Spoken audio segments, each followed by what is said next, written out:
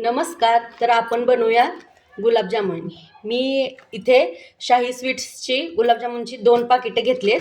तर आता ह्यातले पाकिट फोडून आपण याचं गुलाबजामुनचं प्रीमिक्स बाहेर घेऊया परातीमध्ये.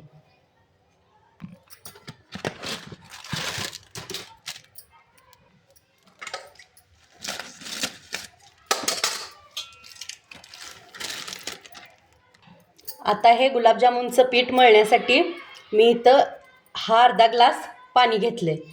आता थोडं थोडं पाणी घालून हे पीठ छान मळून घेऊया.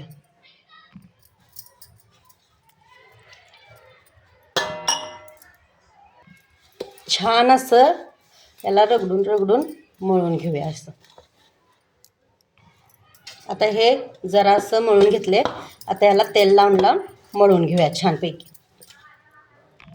तर आता आपलं हे गुलाबजामुनचं पीठ मळून तयार झाले.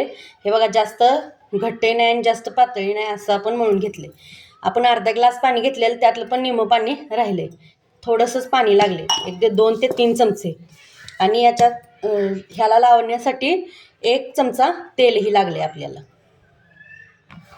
आता हे पीठ 5 ते 10 मिनटं याला असंच मुरण्यासाठी ठेवूया जरा. तर आता 10-15 मिनटं झालेत. आता याचे आपण छोटे छोटे गोळे करून घेऊया. याच्यावरती लिहिले की याचे एका पाकिटात 35 ते 40 गोळे होतात. आपण याचे 80 गोळे करायचे, कारण आपण हे 2 पाकिटं फोडून पीठ केलेलं आहे गुलाबजामुनचं. तर आता आपण गोळे करूया. एकदम छोटे छोटे, तेलात फुगतात, त्याच्यानंतर पाकात पण फुगतात.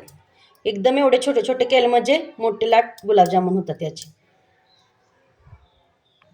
तर अशा प्रकारे सगळीच करून घेऊया आपण गुलाबजामुन. तर आता आपले हे गुलाबजामुनचे गोळे तयार करून झालेत. आता याला आपण तळून घेऊया. आता ते गोळे तळण्यासाठी इथं तेल गरम करायला ठेवले. तेल गरम होते तोपर्यंत इकडे आपण पाक करायला घेऊया. याच्यासाठी एक 5 ते 6 ग्लास मी या पातेल्यामध्ये पाणी घेतले. आणि आता याच्यात 1.5 ग्लास साखर घालून घेतली. छान असे हलवून घेऊन आता याचा पाक तयार व्हायला ठेवूया याच्यावर.